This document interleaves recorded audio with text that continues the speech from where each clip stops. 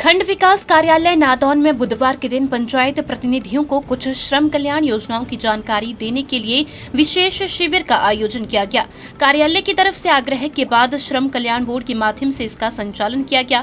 इस अवसर पर विकास खंड नादौन के तहत आने वाली सभी पंचायत के प्रधान और उप प्रधान तथा सचिव उपस्थित रहे। पंचायत प्रतिनिधियों को बोर्ड की योजनाओं की जानकारी देने के लिए आयोजित इस शिविर की अध्यक्षता श्रम कल्याण अधिकारी रशिम कुमारी ठाकुर ने की। इस दौरान उन्होंने सभी को संबोधित करते हुए बताया कि कामगार कल्याण बोर्ड के माध्यम से 14 कल्याणकारी योजनाएं संचालित की जा रही है। इन योजनाओं की जानकारी होना कामगारों के लिए बहुत जरूरी है।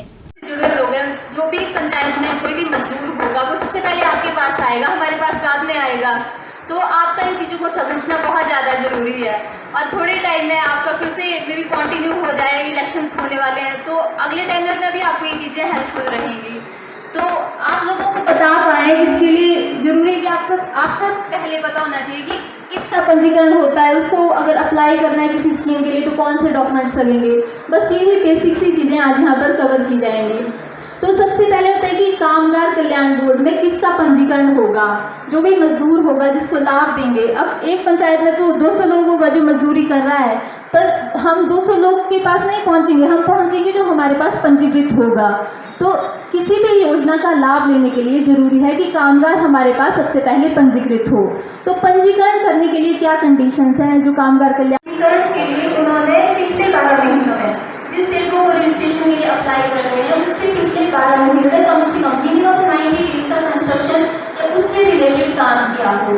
अब उससे रिलेटेड जैसे मनरेगा के काम होते हैं वो काम भी अगर कोई लेडी है 8,400 से 1,20,000 वैसे ही वो तो पढ़ाई के लिए राशि दी जाती है। अगर कामगार का बच्चा हॉस्टल में रहता है, बाहर पढ़ रहा है कि स्कूल या कॉलेज में और हॉस्टल में रह रहा है, तो उनको हॉस्टल में आवास के लिए अलग से 20,000 रुपये हर साल की राशि भी प्रदान की जाती है। और ये सहायता भी 2 बच्चों तक के लिए ले सकते हैं। अप्लाई करने के लिए जैसे एजुकेशन का फॉर्म होता है वैसे ही सेम हॉस्टल सुविधा का भी आवेदन पत्र होता है, उसको भर के देना होता है। उसमें 2 जगह स्कूल या कॉलेज में पर बच्चा पढ़ रहा है वहाँ के प्रिंसिपल या फिर वार्डन की स्टैम्प लगती है। एक तो आवेदन पत्र हो गया।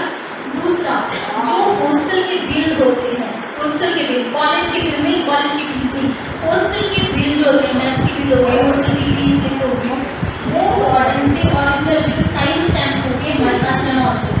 ये कोई एक्स्ट्रा डॉक्यूमेंट। एक तो एप्लीकेशन फॉर्म को लगेगा ही, उसमें कॉलेज की प्रिंसिपल से कुछ है कि पंचायत से जिससे लाभ के लिए हमारे पास आए हैं, सारी पंचायत नहीं आई हैं अभी। तो ये तो पंजीकरण का प्रोसेस रहा कि जिस डेट को अप्लाई करना है किसी ने उससे पिछले 12 महीनों में 90 दिन की दिहाड़ी वसूली की हुई है। अब एक बार पंजीकरण हो जाता है किसी भी मजदूर का, उसके हर 3 साल के बाद उस पंजीकरण का नवीनीकरण करवाना होता है। नवीनीकरण के लिए या फिर किसी भी योजना के लाभ प्राप्ति के लिए कुछ भी नहीं करना है। सिंपल जो मजदूर हैं, जो कामगार हैं, पंजीकृत हो चुके हैं, उन्होंने हर साल का अपना 90 दिन का कार्य का प्रमाण पत्र हमारे पास जमा करवाना होता है।